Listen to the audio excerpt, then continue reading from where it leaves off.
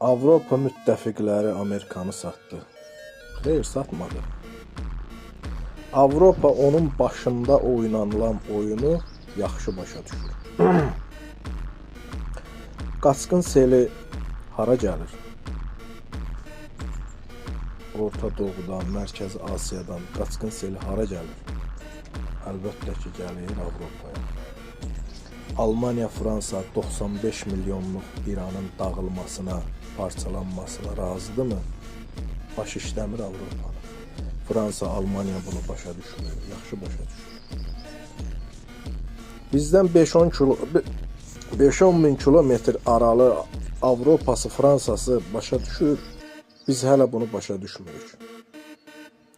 Mənim şəxsi fikrimdir. Bütün insan haqları olmayan rejimlərin yıxılmağını mən də istəyərəm. İran olsun, har olsun, fərqi yoxdur. Venezuela olsun, Braziliya olsun, hər hansısa bir Macaristan olsun ölkə, diktatura varsa orada yıxılmağı, insan haqları boğulursa onu mən də istəyərəm. Amma realizm tamam başqa şeydir.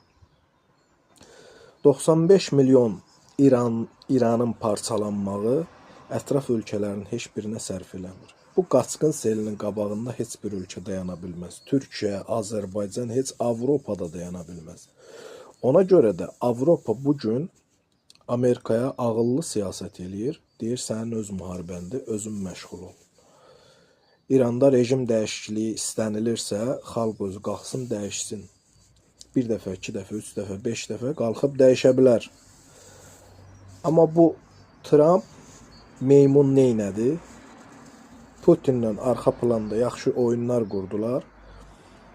Mən İranda müharibəni başlayıram, sənə kömək eləyirəm, sən də özünü düzəlt, iqtisadiyyatını düzəlt.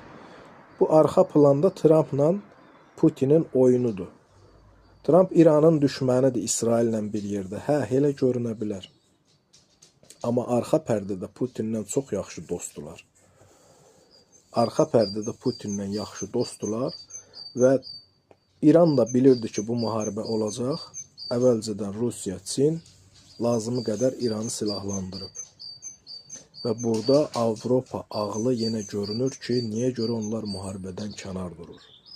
Biz də kənar durmalıyıq. İsrail xislətli olan, İran xislətli olan ölkələrdən tamamilə kənar durmalıyıq. Salam, sağ ol. Çünki qaçqın axının qabağında dura bilmərik və regional müharibənin də qabağında dura bilmərik. Çünki biz özümüzü ancaq başqa ölkələrin bizə satdığı silahlarla qoruyuruq. Səhər böyük müharibə başladı, Türkiyə qoşuldu müharibəyə. Bizi nətər qoruyacaq? Bunu fikirləşmirik.